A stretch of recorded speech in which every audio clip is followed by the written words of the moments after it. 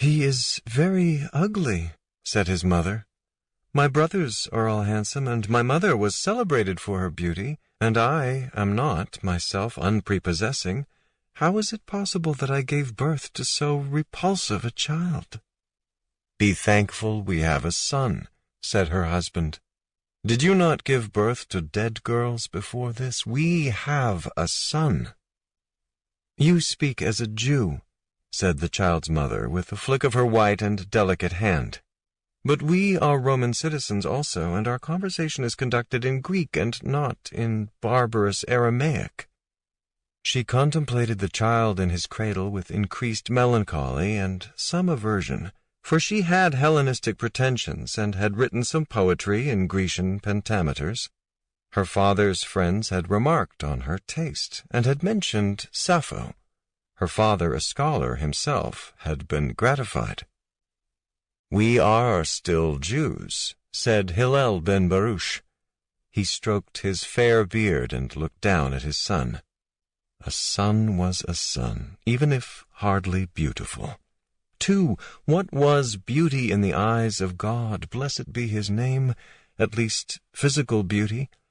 There was considerable controversy, especially these days, as to whether a man possessed a soul or not, but had there not always been this controversy, even among the devout?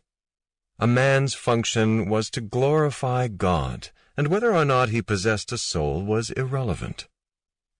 Hillel found himself hoping that his newborn son had a lovely soul, for certainly his appearance did not inspire nurses to raptures.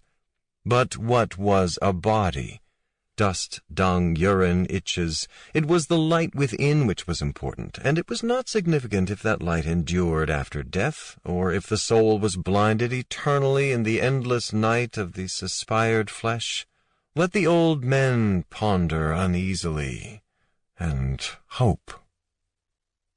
Deborah sighed.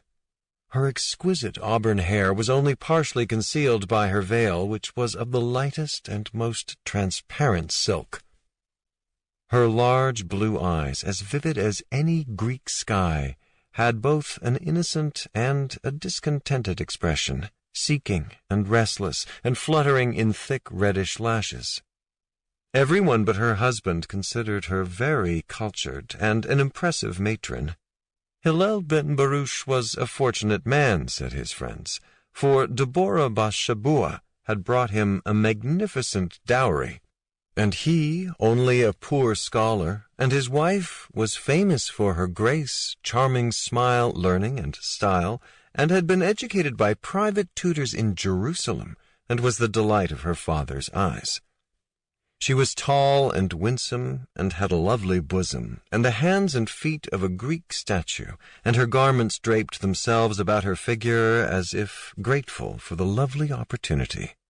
She was 19 years old, and had given birth to 3 children, the first 2 dead at birth, and girls, and the third surviving, a son, now in his cradle. She had a very pale and oval face, and her complexion was like marble, and her mouth was a folded rose, her chin firm and dimpled, her nose daintily carved. Her stola, arranged in the Roman fashion, was blue with golden embroidery, and her feet were shod in gilded leather sandals. She seemed to carry about her a veritable aura of beauty, a shadow of lucent light. A young Roman of great family and of rich and ancient house had sought her hand in marriage, and she had desired him also. But tiresome superstitions and prejudices had eventually intervened, and she had been bestowed on Hillel ben Baruch, a poor young man famous for his piety and learning, and of an old and honored